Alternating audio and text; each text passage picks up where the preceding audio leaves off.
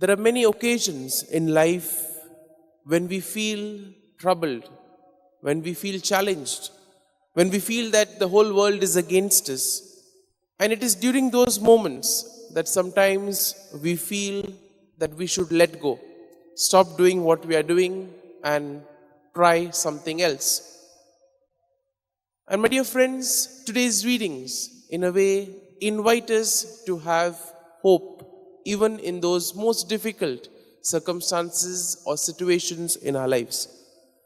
Today's story goes back to the 17th century when oil was still used to power the oil lamps in the lighthouses. And there was this lighthouse keeper who one day said to himself, "Let me not put oil in the oil lamps today. Let me save this oil for some other day."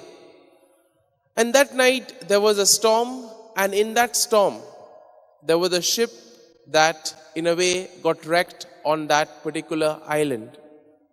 When the investigators came and they asked this lighthouse keeper why there was no light or why the lighthouse wasn't operational that night, he told them there was less oil and therefore I was trying to save that oil for some other day. And the investigators bluntly told him, the oil was given to you to use and not to save for another day. My dear friends, sometimes in life we too may be faced with this temptation of in a way letting go, of slowing down. But as St. Paul in the first reading of today experiences, he experienced torment, he experienced persecution and even rejection. But then we hear the Lord telling him, "I am with you, do not be afraid."